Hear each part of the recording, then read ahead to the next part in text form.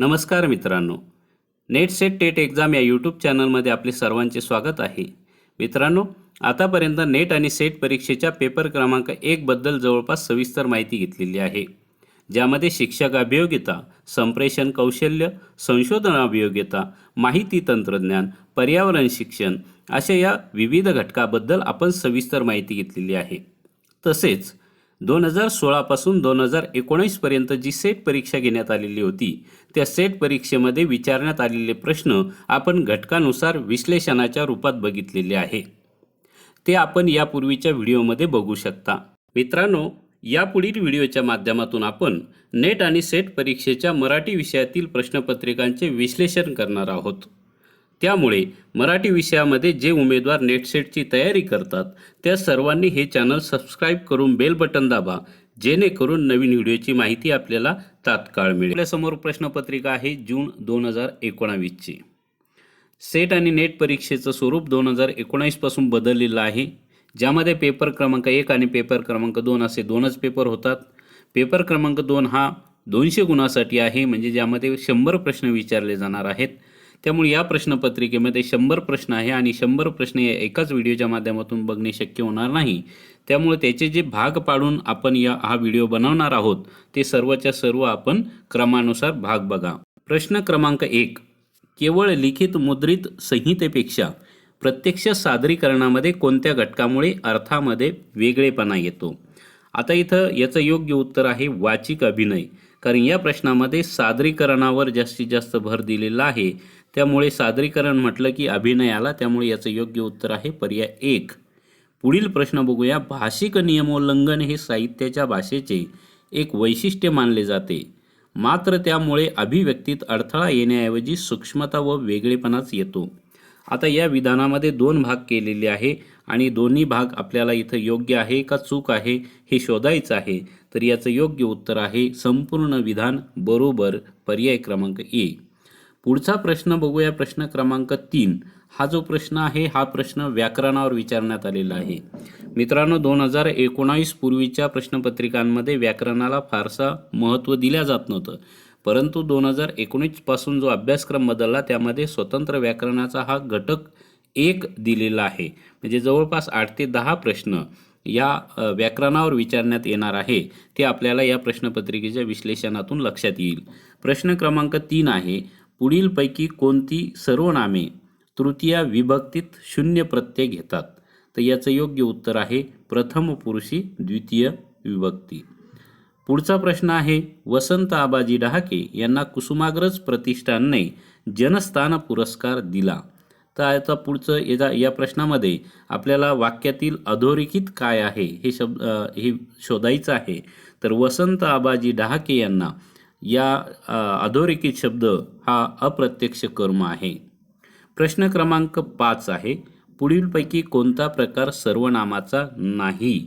तर याच्यामध्ये हे 4 पैकी 3 प्रकार हे सर्वनामाचे दिलेले आहे आणि 1 प्रकार हा सर्वनामाचा नाही. पुरुषवाचक सर्वनाम आहे, दर्शक सर्वनाम आहे, संबंधी सर्वनाम आहे. परंतु पर्याय क्रमांक सी हा समुदायवाचक सर्वनाम नाही. त्यामुळे याचं योग्य उत्तर आहे पर्याय क्रमांक सी. बऱ्याच वेळा होय नाही अशा स्वरूपाचे प्रश्न विचारले जातात. शेवटी नाही दिलेलं असतं, ते आपण बारकाईनं बघणे गरजेचं असतं, वाचणे गरजेचं असतं, समजून घेणं गरजेचं असते. पुढचा प्रश्न आहे, पुढीलपैकी कोणता शब्दालंकार नाही? आता इथं त्यांनी शब्दालंकार दिलेले आहे, त्यापैकी एक अलंकार वेगळा आहे, तो आपल्याला शोधायचा आहे. तर याचं 6चं योग्य उत्तर आहे अतिशयोक्ती अलंकार, कारण हा अर्थालंकार आहे. यमक, अनुप्रास, चित्र हे शब्दालंकार आहे, परंतु अतिशयोक्ती हा अलंकार हा अर्थालंकार आहे. प्रश्न क्रमांक 7, भाषाकुलाची संकल्पना पुढे येण्यास कोणत्या अधिवेशनातील निबंध वाचन कारणीभूत झाले? याचं योग्य उत्तर आहे पर्याय सी, इसवी सन 1786चे एशियाटिक सोसायटीचे अधिवेशन. पुढचा प्रश्न आहे प्रश्न क्रमांक 8, आईने दिवाळीसाठी करंज्या केल्या. आता या वाक्यामध्ये किती पदीम आलेले आहेत? तर याचं योग्य उत्तर आहे 9 पदीम आलेले आहे. यासाठी मित्रांनो पद, पदीम, पदांतर हा घटक वाचणे आवश्यक आहे. पुढचा प्रश्न आहे प्रश्न क्रमांक 9. ऐतिहासिक भाषाभ्यास पद्धतीचे उद्दिष्टे काय असते? तर याचं योग्य उत्तर आपल्याला शोधायचं आहे. तर याचं योग्य उत्तर आहे पर्याय क्रमांक ए, भाषिक परिवर्तनाचा अभ्यास व भाषिक पुनर्रचना. ऐतिहासिक अभ्यास पद्धत भाषाभ्यास पद्धतीचं हे एक महत्त्वाचं उद्दिष्ट आहे. प्रश्न क्रमांक 10. समाज भाषा विज्ञान ही शाखा पुढीलपैकी कशाचा अभ्यास करते? तर याचं योग्य उत्तर आहे भाषेच्या सामाजिक संदर्भातील आविष्काराचा समाज भाषा विज्ञान ही शाखा अभ्यास करत असते. पुढचा प्रश्न आहे प्रश्न क्रमांक 11. विविध प्रादेशिक बोलींमध्ये भौगोलिक अंतरामुळे परस्पर आकलन क्षमता नसली तरी ती एक स्थानिक बोली आणि प्रमाण भाषा यांच्यात परस्पर संबंधामध्ये आकलन क्षमता असते. आता याचं योग्य उत्तर आपल्याला शोधायचं आहे. हे विधान बरोबर आहे का चूक आहे का त्यामध्ये 2 भाग दिलेले त्यापैकी योग्य भाग आहे. तर याचं संपूर्ण विधान हे बरोबर दिलेलं आहे, कारण बोलीभाषा आणि प्रमाण भाषा या परस्पर पूरकच असतात, परस्पर विरोधी नसतात. त्यामुळे पर्याय क्रमांक ए. पुढचा प्रश्न आहे प्रश्न क्रमांक 12. माहिती तंत्रज्ञानामुळे वक्ता आणि श्रोता यांच्यातील स्थळाचेच नव्हे तर काळाचेही अंतर मिटले आहे. आता हे विधान आपल्याला कसं आहे हे आपल्याला शोधायचं आहे. तर हे विधान हे संपूर्ण बरोबर आहे. संपूर्ण विधान हे बरोबर आहे. माहिती तंत्रज्ञानामुळे वेळेची बचत होते आणि काळाचेही अंतर मिटले आहे. एका देशातून दुसऱ्या देशातील व्यक्ती परस्परांमध्ये संवाद साधू शकतात. पुढचा प्रश्न आहे प्रश्न क्रमांक 13. वारकरी कीर्तनात काल्यानंतर सादर केल्या जाणाऱ्या कला प्रकारास काय म्हणतात? तर याला लळीत असे म्हणतात, कारण लळीत म्हणजे एक प्रकारचा समारोप असे म्हणतात. कारण वारकरी कीर्तनामध्ये काल्यानंतरचा जो कला प्रकार असतो त्याला लळीत असे म्हणतात. आता पुढचा जो प्रश्न आहे प्रश्न क्रमांक 14. बोहाडा हे विधिनाट्य आहे, मात्र त्यात देवता संचार, संचारी नृत्यनाट्य नसते. आता याच्यामध्ये 2 भाग केलेले आहे.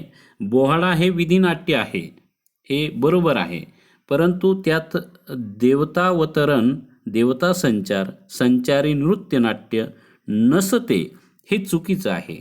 कारण बोहडा हे एक प्रकारचं आदिवासी नृत्यनाट्य आहे आणि याच्यामध्ये संचार असतो. देवदेवतांचे मुखवटे धारण केले जातात आणि त्यामध्ये परस्परांमध्ये संभाषण होतं आणि विशेषतः विदर्भ आणि मराठवाड्यामध्ये हा प्रामुख्याने प्रसिद्ध असलेलं विधिनाट्य आहे. ते आजही बऱ्याच गावामध्ये हे विधिनाट्य सादर केलं जातं, ज्याला थोडक्यात आपण सोंगांची परंपरा असे आपण म्हणतो. पुढचा जो प्रश्न आहे 15. ज्यात भारलेले गुढ व्यक्त झाले आहे ते भारूड, अशी भारूडाची व्याख्या कोणी केली आहे? तर याचं प्रश्न क्रमांक 15चं योग्य उत्तर आहे पर्याय क्रमांक बी. आता याच्यामध्ये हा एक पद्य प्रकार आहे आणि याच्यामध्ये 3 प्रकार हे भारुडाचे पाडले जातात. भजनी, सोंगी आणि कूट असे 3 भारुडाचे प्रकार पडतात. त्यामुळे ही जी व्याख्या केलेली आहे ही विनोबा भावे यांनी ही भारुडाची व्याख्या केलेली आहे. पुढचा जो प्रश्न आहे तो प्रश्न क्रमांक 16. पुढीलपैकी कोणते नियतकालिक साहित्य महामंडळाच्या घटक संस्थेमार्फत चालविले जाते? तर हे ज्या साहित्य महामंडळाच्या ज्या घटक संस्था आहे त्या संस्थेमार्फत हे जे मराठी साहित्य परिषद आंध्र प्रदेश जी शाखा आहे त्या शाखेच्या माध्यमातून हे जे नियतकालिक असतं ते म्हणजे पंचधारा हे नियतकालिक चालवले जाते. त्यामुळे याचं योग्य उत्तर आहे 16चा पर्याय क्रमांक सी. प्रश्न बघूया. भोळ्या भाबड्या श्रद्धाळू गतानुगतिक व अज्ञ सामान्य जनांना ज्ञानाचा नवा प्रकाश देण्याऐवजी त्यांची पारंपरिक श्रद्धास्थाने बळकट करण्याचा प्रयत्न श्रीधर कवीने केला आहे. हे मत कोणाचे आहे? तर याचं योग्य उत्तर आहे पर्याय सी, भगवंतराव देशमुख यांचे हे वाक्य आहे, हे मत आहे. पुढचा प्रश्न आहे 18. कोणत्या कीर्तन प्रकारात आख्यान नसते?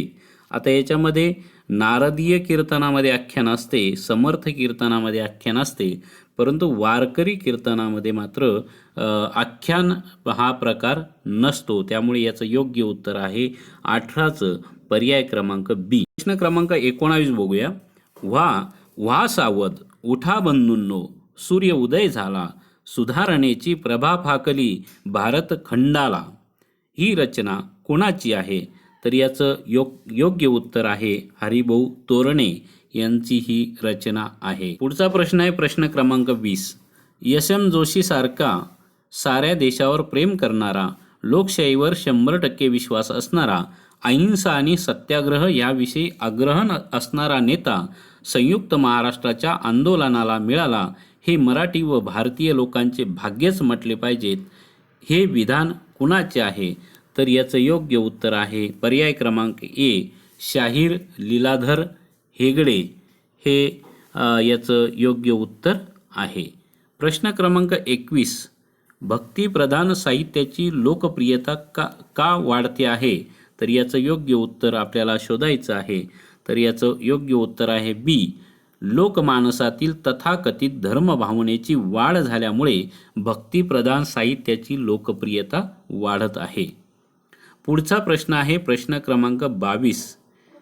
केसाळ काळभोर पिल्लू, श्यामा आणि निष्पर्ण वृक्षावर भर दुपारी या साहित्यकृती संबंधी निर्माण झालेल्या वादळामागील समान कारण कोणते आहे? तर याचं योग्य उत्तर आहे श्लील अश्लीलते संबंधीची भूमिका. याच्यामध्ये हे योग्य उत्तर आहे प्रश्न क्रमांक 22चं.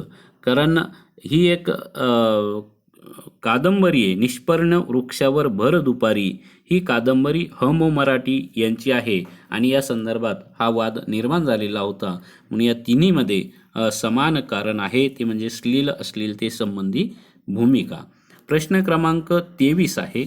राष्ट्रवादाचे स्वच्छंदतावादी स्वरूप आणि वाङ्मय इतिहासातील आधुनिक प्रवृत्ती यांच्यामध्ये निकटचा संबंध असल्यामुळे राष्ट्रीय साहित्याच्या संकल्पनेला जास्त वाव मिळत गेला.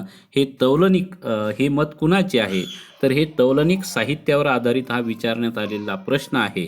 तर या 23चं योग्य उत्तर आहे पर्याय क्रमांक सी, रेने वेलेक यांचं हे मत आहे. प्रश्न क्रमांक 24. रत्नाकर मतकरी यांचे आरण्यक हे नाटक आणि धर्मवीर भारती यांचे अंधा युग हे नाटक यांच्या तुलनेचा आधारतळ कोणता? तर या 24चं योग्य उत्तर आहे पर्याय बी, समान आधार सामग्री हे त्याचं योग्य उत्तर आहे पर्याय बी. हे प्रश्न क्रमांक 25. विश्व साहित्य ही संकल्पना भारतात कोणी प्रथम मांडली? तर याचं योग्य उत्तर आहे पर्याय बी, रवींद्रनाथ टागोर. पुढचा प्रश्न आहे 26. अभंग या रचना प्रकाराला काही अन्य प्रयोजनासाठी पुढीलपैकी कोणत्या कवीने नवीन रूप दिले नाही? आता इथं नाही असा हा प्रश्न विचारण्यात आलेला आहे. त्यामुळे बासे मर्ढेकर, विंदा करंदीकर, अरुण कोलटकर यांनी कविता अभंग या रचना प्रकाराला काही अन्य प्रयोजनासाठी नवीन रूप दिलेले आहे, परंतु मधुकर केचे याचं हे योग्य उत्तर आहे पर्याय क्रमांक डी. प्रश्न क्रमांक 27. यमुना पर्यटन या पहिल्या भारतीय कादंबरीचा गौरव करताना भालचंद्र नेमाडे यांनी तिच्या कोणत्या गुणवैशिष्ट्यावर भर दिला आहे? तर याचं योग्य उत्तर आहे 27चं पर्याय क्रमांक बी, नायिकेची कृतिशीलता. पुढचा प्रश्न आहे प्रश्न क्रमांक 28. भाषांतर करताना प्रादेशिक संदर्भ कसे अडचणीचे ठरतात याचे उदाहरण पुढीलपैकी कोणते? तर याचं योग्य उत्तर आहे केशवसुतांची नैऋत्येकडील वारा ही कविता. आता इथं भाषांतर करताना प्रादेशिक संदर्भ इथं विचारलेला आहे. आता प्रादेशिक संदर्भ कसा अडचणीचा ठरतो? कारण असं म्हटलं जातं की केशवसुतांनी नैऋत्येकडील वारा ही कविता खानदेशामध्ये आल्यानंतर लिहिलेली होती आणि खानदेशामध्ये आल्यानंतर आपल्या जन्मभूमीची आठवण म्हणून त्यांनी ही कविता नैऋत्येकडील वारा ही कविता लिहिलेली आहे. त्यामुळे याचं योग्य उत्तर आहे पर्याय क्रमांक ए. हे प्रश्न क्रमांक 29. मराठीमध्ये हायकू ह्या काव्य प्रकाराचा प्रारंभ कोणी केला? तर याचं योग्य उत्तर आहे पर्याय क्रमांक बी, शिरीष पै यांनी मराठीमध्ये हायकू या काव्यप्रकाराचा प्रारंभ केला. आता हायकू हा जापानी काव्यप्रकार आहे आणि या काव्याचे प्रमुख विषय म्हणजे ऋतू आणि निसर्ग. आणि याच्यामध्ये 3 ओळींची ही रचना असते. पहिल्या ओळीमध्ये 5 अक्षर असतात, दुसऱ्या ओळीमध्ये 7 आणि तिसऱ्या ओळीमध्ये 5 अक्षर. अशा प्रकारची 17 अक्षरांची ही रचना असते, 3 ओळींची रचना असते. त्याला हायकू असे म्हणतात. पुढचा प्रश्न आहे प्रश्न क्रमांक 30. कार्ल मार्क्स यांची तत्वप्रणाली ही पुढीलपैकी कोणत्या साहित्याचे प्रेरणास्थान नाही, असा त्याचं प्रश्न विचारण्यात आलेला आहे. तर प्रश्न क्रमांक 30चं योग्य उत्तर आहे पर्याय क्रमांक ए, ग्रेसची कविता.